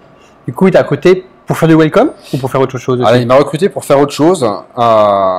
Avec Welcome to the Moon, il s'est trouvé que je me suis aussi retrouvé à faire du travail de Blue Cocker pour ce Welcome-là. Mais à la base, pas du tout. Et je fais un peu de tout et de n'importe quoi. Il nous appelle gentiment ces chiots ludiques. Moi, je dirais plutôt esclaves, même si c'est malvenu, mais on n'est pas loin. Non, on fait un petit peu tout chez Blue Cocker. L'idée, c'est d'avoir des compétences particulières dans un domaine. Moi, là, en l'occurrence, en game design. Mais aussi de travailler sur plein d'autres choses et de pas se limiter à un domaine. Alors, moi, j'ai commencé avec lui, on n'était que tous les deux. Ouais. Maintenant, vous êtes combien? Et maintenant, on est 4 et quelques. D'accord. Quels sont les autres membres de l'équipe et qu'est-ce qu'ils font? Du coup, derrière, il y a Lola qui a été recrutée. Lola s'occupe de la communication. Elle travaillait au passe-temps avant. Bah voilà, son côté fort que nous on maîtrise pas du tout, c'est la com. Nous aller sur Instagram, faire de la pub, se filmer, prendre des photos de ce qu'on est en train de faire, on sait pas, ça nous intéresse pas, et on n'est malheureusement pas assez doué. En tant qu'auteur, moi je devrais le faire plus, mais j'ai pas les compétences de Théo Rivière par exemple, qui le fait très bien, et j'ai pas l'intérêt, ça m'attire pas assez pour que je m'y investisse. Donc Lola fait ça très bien. Et donc le but d'Alain, c'est de justement permettre de s'installer un petit peu plus. Elle avait un carton communication chez Blue Cocker.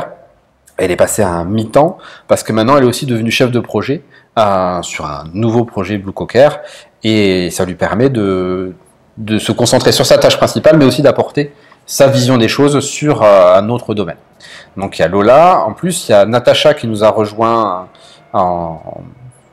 au deuxième confinement. Natacha, qui est une amie d'Alain, une joueuse sur Toulouse, et qui a des compétences administratives que Alain n'a pas du tout. Mais pas du tout. Pas du tout. Alain et l'administration, c'est des êtres qui se regardent de loin et qui se parlent pas beaucoup. Et du coup, il avait besoin d'aide. Et Natacha, elle est super carrée, rigoureuse, et donc elle a apporté cette aide-là. Mais elle fait plus que ça, parce qu'elle participe aussi au playtest. Là, elle vient avec nous à Vichy pour rencontrer faire des rendez-vous auteurs, parce qu'elle a un vrai retour aussi à proposer de ce côté-là. Donc elle a une tâche principale, mais elle fait plein d'autres choses. Et là, Alexis est pas recruté officiellement Blue Cocker, mais on l'a embauché pour relire tous les BAT, les bons à tirer de Moon, mais aussi des autres jeux. Il a fait les bons à tirer de Rest in Peace, et on va le garder pour tout ça, parce que il a un œil assez incroyable. Juste un exemple, pour Welcome to the Moon, il fallait relire tous les fichiers, regarder toutes les cartes pour voir si tout était bien, machin. Et sur les cas, j'ai regardé tout le matériel, et moi j'ai trouvé 5 trucs qui n'allaient pas. J'étais super fier. Et Alexis arrive et a fait 8 pages. De trucs qui en effet n'allaient pas, mais qui étaient invisibles. Il a réussi à trouver notamment que la barre du 9, la barre sous le 9 sur certaines cartes, était genre 1,5 mm plus haut que les autres barres, que la barre du 6 par exemple. Et ça, jamais on l'aurait vu, hein, jamais, c'est impossible. Voilà. Bon, il a une expérience, il était graphiste surtout sur le texte, l'imprimerie, donc il a un vrai œil pour ça. Et voilà, c'est des compétences qu'on va garder. Et même s'il il est recruté à la tâche, il travaille aussi pour Blue Cocker. Et Anne Heitzek, elle fait beaucoup d'illustrations pour Blue Cocker, mais elle est aussi notre maquettiste. Donc elle va aussi faire la mise en page des règles, etc. Quand on a besoin d'elle. Sur ses projets à elle, parce que les derniers jeux, c'est elle qui les a illustrés, mais ça peut être aussi sur un autre illustrateur. Et donc toute cette équipe, elle bosse sur combien de projets annuels à peu près? 1, 2? Alors, on travaille sur 2-3 projets, mais en fait, Welcome nous pourrit la vie à ce niveau-là, nous prend beaucoup de temps. Là, par exemple, Welcome to the Moon nous a pris tout le temps disponible, et donc ça nous a fait reporter pas mal de choses. Le Covid est pas non plus. Finalement, cette année, on a pu sortir Rest in Peace, qui est le dernier jeu qu'on a sorti chez Blue Cocker, qui est un petit jeu à 2 joueurs de Fabien Gridel, qui est aussi illustré par Anne. On a un autre projet qui est en cours, qui devrait sortir à Cannes, qui est un petit jeu d'enquête, où on a des petites enveloppes avec c'est un jeu un peu particulier. Ça va normalement s'appeler C'est arrivé près de chez toi. Dans le sens un peu fait divers, un peu glauque. Et c'est des scènes de crime où on a juste les photos de la scène de crime. Le commissaire nous a laissé accès à son bureau pendant une trentaine de minutes. Et on a juste les photos du crime et il est bloqué avec ça. Et on va l'aider. Et on n'a pas d'autres informations et on doit à partir de ça essayer de démêler les fils de l'histoire. Et donc là on est en plein shooting. Et c'est là où c'est un peu particulier parce que c'est une expérience de chef de projet auquel je m'attendais pas. C'est pas du jeu de société classique. Ouais. Là, moi, je suis en train d'organiser le dernier shooting photo pour la boîte. On a une photographe, on a une maquilleuse, on a des figurants et donc faut trouver des lieux pour prendre des photos, voir un storyboard et du coup c'est une expérience en tant que chef de projet qui est assez différente et qui prend beaucoup de temps aussi, mais pas du tout en game design, beaucoup moins que ce que j'attendais. Donc c'est une expérience assez sympa pour moi. Et j'ai pas précisé, mais ça c'est un jeu de David Simian et Pierre Voix, qui sont des auteurs du côté de Dijon. Donc ça c'est notre prochain jeu qui va sortir chez Blue Cocker. Normalement il y aura 4 enquêtes dans la boîte. Et ça devrait sortir à Cannes si on arrive à gérer toutes les productions, mais en ces temps de post ou pas Covid, c'est très compliqué. Et j'ai entendu parler d'un relooking d'un jeu qui me tient particulièrement à cœur, qui est Medieval Academy. C'est ça. C'est le projet sur lequel est Lola. Il se trouve que on aime tous beaucoup Medieval Academy, qui est un jeu de Nicolas Poncin. Mais c'est un jeu qui a un peu vieilli graphiquement et ergonomiquement. C'est le premier jeu de Blue Cocker. C'est le premier jeu de Blue Cocker. Pendant longtemps, ça a été son plus gros succès. Avant que tu prennes la place. Avant que je pique la place. Et en fait, ce jeu, chaque fois qu'on y rejoue, il y a un côté intemporel. C'est un jeu de draft qui est extrêmement accessible, qui se joue rapidement, mais qui est malin, qui est vraiment extrêmement malin dans la manière de jouer les cartes. Et on a beaucoup de demandes pour un nouveau tirage. Et en l'état, ça vaut pas le coup de le sortir à nouveau tel quel, parce que il est quand même daté visuellement.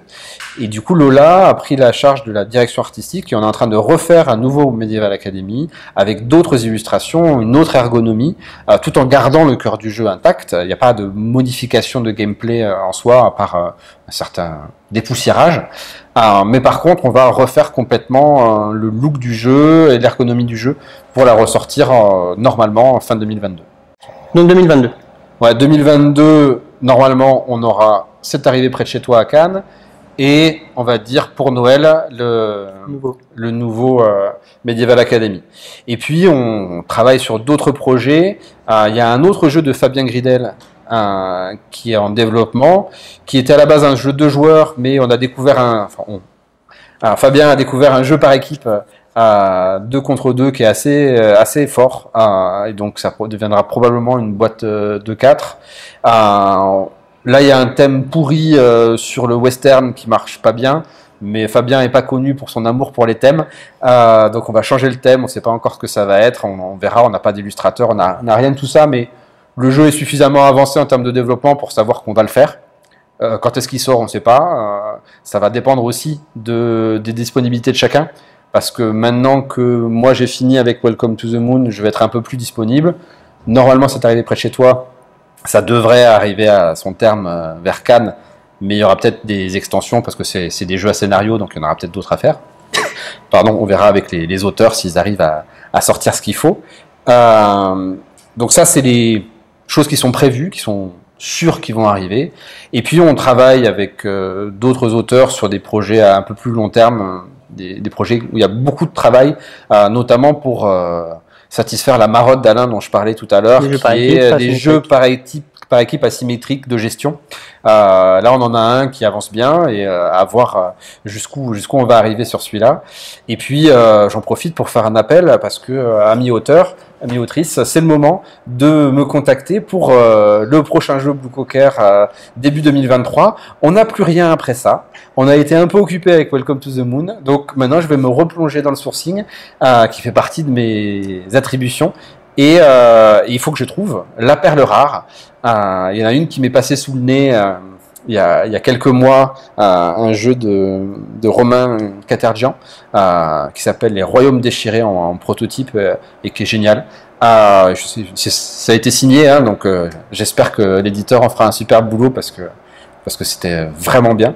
Et voilà, mais j'espère trouver quelque chose d'aussi bien que ça pour en faire un nouveau projet Blue Coca. Donc pas de projet de Benoît Turpin prévu après chez Blue Coca pour l'instant. Tu te laisses la possibilité de faire un peu tout n'importe quoi ailleurs aussi? Oui, en fait, avec Alain, on s'est mis d'accord pour continuer à faire ce qu'on faisait déjà. C'est-à-dire que je lui présente mes jeux en premier. Je le faisais déjà pour avoir son avis. Et si ça lui va, bah, il le fait. Si ça lui va pas, je le présente à d'autres gens. En sachant que Alain a des lubies ludiques très précises.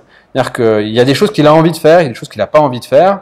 Donc si je mets des lettres dedans, si je mets de la rapidité, si je mets de la mémoire, si je mets plein de choses, je sais que ça ne l'intéressera pas, que le jeu il peut être génial, mais ça lui conviendra pas. Donc je peux sortir un jeu avec Alain, peut-être que mon prochain jeu il sera chez Alain, enfin, un jeu non signé pour l'instant.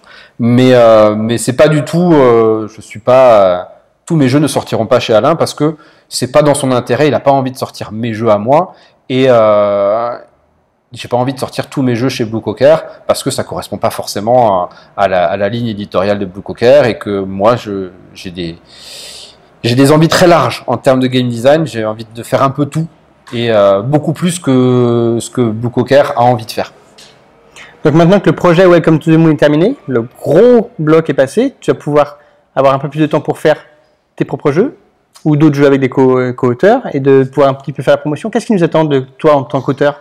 Ouais, alors en fait, moi je me suis rendu compte que créer des jeux c'était plus sympa à plusieurs. Au tout début de ma carrière ludique, j'étais dans l'idée que c'est un auteur un jeu et que c'était très compliqué à partager une création ludique parce que par exemple, moi je sais pas très bien déléguer. Les projets, je préfère les mener seul parce que j'aime bien tout contrôler, tout gérer.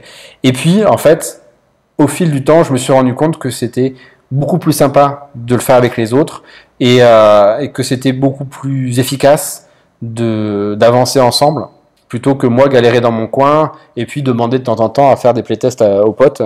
C'était à la fois mieux, plus intéressant, plus pertinent de travailler à plusieurs. Donc, tous les jeux que je vais sortir à l'avenir seront probablement des co-auteurs parce que c'est ce que je préfère faire finalement aujourd'hui.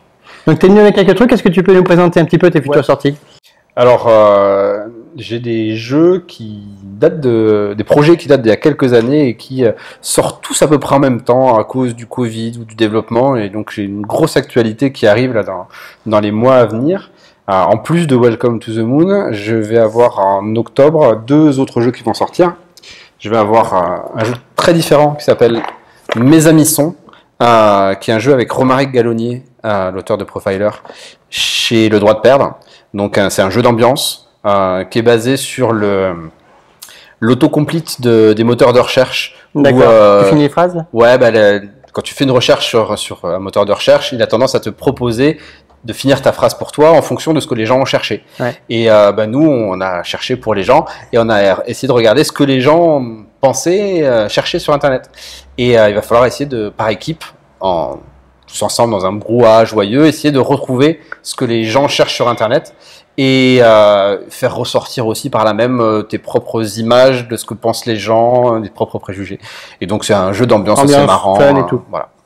Donc ça sort en octobre chez Droit de Perdre. Ouais. On a Number Drop aussi. Il y a Number Drop qui sort chez Débâcle le jeu, qui est un jeu avec Florian Siriex, qui est un roll and write, mais un vrai, cette fois-ci, il y a des dés dedans. C'est-à-dire qu'il n'y a pas de thème? Il n'y a pas de thème, c'est totalement abstrait, c'est un jeu sans thème, avec des dés, et en fait c'est un Tetris. On va montrer les dés. Il y a des dés. J'ai fait un roll and write. Il a enfin mis des dés dans ses roll and write. C'est ça. Et c'est un Tetris. En fait, j'ai été déçu des Tetris en roll and write qui sont sortis. Il y en a un paquet, Blocks, Bricks, etc. Et il n'y en a aucun qui m'a plu, alors que j'aime beaucoup ça, à la fois Tetris et les roll and write. Et donc j'ai eu envie d'en faire un pour moi, à moi et avec Florian. Et du coup, nous, ça c'est notre version de Tetris. Et du coup, on la préfère aux autres, forcément. Et voilà, on espère que ça plaira. Mais c'est un jeu assez rapide, hein, une quinzaine de minutes, avec de l'interaction où on peut balancer des pièces Tetris dans la tête des autres, comme dans le vrai Tetris. Et voilà, ça fait réfléchir un peu, mais ça se joue vite. Une expérience vraiment différente de Welcome. C'est aussi un roll and write, mais ça n'a rien à voir. C'est beaucoup plus simple. Ouais. Ok. À venir. Alors à venir, Qu'est-ce qu'on a d'autre? on a une extension pour Prehistories. J'ai fait Prehistories chez Flying Games avec Alex Emery, l'auteur de Boom et de Troll et Dragons. Et comme ça a plutôt bien marché, on a eu la possibilité de faire une extension. Donc on s'est fait plaisir et on a fait une petite extension narrative. Donc dans Prehistories Evolution, on a des enveloppes, c'est une extension narrative où on va pouvoir ouvrir ces enveloppes, découvrir de nouvelles choses à faire, ça va nous raconter une histoire, on va rajouter des choses au jeu, puis on pourra peut-être accéder à la seconde enveloppe, puis à la troisième, puis à la quatrième, et comme ça on va faire évoluer, c'est pour ça un petit évoluer notre jeu de Prehistories pour rajouter un petit peu de thème et un petit peu d'expériences mécaniques différentes. On peut dire que Welcome to the Moon t'a ouvert la porte finalement à un game design que tu vas ressemer un peu partout finalement. Et oui, on pourrait penser ça, mais c'est pas le cas parce que c'est Alex Emery qui a eu l'idée. Ah d'accord. Et il fait oui, c'est une bonne idée. Ça va faire du boulot. Je lui dis mais c'est une bonne idée, t'as raison, on va le faire, mais quand même. Je préviens que. Voilà, et donc ça a été du boulot. Mais voilà, ça c'est parti en production. On ne sait pas quand est-ce que ça va arriver encore. Il y a trop d'aléas. Trop d'aléas, donc peut-être avant Noël, peut-être après, on ne sait pas. Ok. Mais bientôt. Quelque chose du doigt. Ouais, ça par contre, on a la date. Normalement, ça sort pour Cannes 2022. Chez Lumberjack Studio. Ça sort chez Lumberjack avec Florian Sayex aussi. Encore, 2 fois. C'est ça. Ça, c'est un petit jeu d'apéro qui se joue de 2 à 5, qui est dans l'esprit du Shifumi, où c'est une sorte de prise mentale sur les autres joueurs. C'est un jeu tout bête où il y a un bouton, et c'est le jeu du doigt, donc on va jouer avec son doigt, et on va poser son doigt sur le bouton, et on va être plusieurs. Vas-y. Ouais. Et bien, à tour de rôle, on va donner un chiffre entre 0 et le nombre de doigts présents sur la carte. Alors, à 2 joueurs, on met 2 doigts. Ok. Et au moment où il y a un joueur qui annonce, on va lever un doigt, ou lever les 2 doigts, ou les laisser. Et si le nombre est bon, je gagne la carte. Et si le nombre n'est pas bon, c'est à toi de faire une proposition. Et on va essayer de deviner si les autres vont lever les doigts ou pas, et essayer de refaire une prise mentale pour les garder. En sachant qu'il y a un petit indice qui est que, et tu auras toutes les règles, il y a un paquet de cartes, et au dos du paquet de cartes, il y a un chiffre. Et si je donne le chiffre et que j'ai juste, et que je récupère la carte, je récupère aussi l'autre. Donc tu sais que je veux dire ça.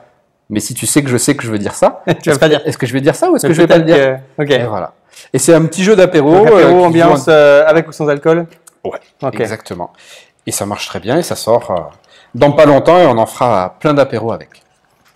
Et on finit avec? Alors on finit, il y a une boîte que j'ai pas encore là, j'ai un autre jeu avec Florian, je fais trop de jeux avec Florian mais il habite pas loin alors c'est pénible. Proximité, ça mon premier jeu enfant qui va sortir chez Flying Games, qui sera un jeu de pirate avec des petites figurines d'éléphants qui sont trop mignonnes, faites par Camille aussi. Et donc ça sort normalement aussi à Cannes. Mais là, les illustrations sont en cours de finition, donc j'avais rien à montrer. Et puis j'ai un autre jeu qui s'appelle Myriade, qui va sortir, qui est avec Romaric Gallonier aussi. On est bien d'accord que là maintenant les co-auteurs c'est ton truc, t'as compris que déléguer le travail c'était pas mal? Exactement, eux ils ont compris, je sais pas, un des deux. Ça va sortir chez un éditeur qui s'appelle Ghost Dog Games, qui est un ancien éditeur mais qui revient sur le marché. Et c'est un jeu, une expérience différente aussi, parce que là c'est un casse-tête solo. Mais narratif. Il y a un livret dedans. D'accord. Et celui-là, il y a un livret d'une centaine de pages. Tu racontes une histoire. Où on raconte une histoire. Et on raconte tellement une histoire que c'est presque une escape game. Parce que pour chaque défi accompli, tu vas obtenir un indice. Et quand tu auras fini une des aventures, tu vas te servir de ces indices pour résoudre une énigme qui va te permettre de passer à l'aventure suivante. Ok. Voilà. Donc c'est une sorte de casse-tête évolutif et narratif qui sort l'an prochain. C'est vraiment un truc assez original, ça. C'est original. Ouais. Voilà. Donc, on a mis longtemps à... C'est du boulot aussi, ça. Ça a été beaucoup de boulot. C'est un jeu qui traîne depuis des années, qui a fait plein de variations différentes, ergonomiquement, mécaniquement. Et là, on est arrivé sur un projet original et novateur et différent. Donc on espère que ça plaira. Ok. Voilà, donc ça fait pas mal de choses. Ça fait une belle année 2022 qui arrive. Ça fait une belle année 2022 et surtout maintenant que tous ces projets sont finis et que j'ai rien fait en game design depuis un an, et ben je vais pouvoir créer de nouveaux jeux. Enfin. Et ça c'est cool. Bah, je te le souhaite. Eh ben, merci Benoît pour cette interview assez complète. On a revu un petit peu l'historique de Blocoker, de Welcome et ton futur. On va te souhaiter une bonne réussite avec tous ces projets. Merci. On va vous dire à bientôt sur Ludovox, sur un prochain DLV, que ce soit une interview ou des jeux dans le viseur. On vous invite à faire un petit pouce ou appuyer sur la cloche si vous avez aimé. On vous dit à bientôt. N'hésitez pas à passer sur Tipeee pour nous sponsoriser pour avoir plus de contenu comme celui-ci. Et allez, à ciao! Ciao!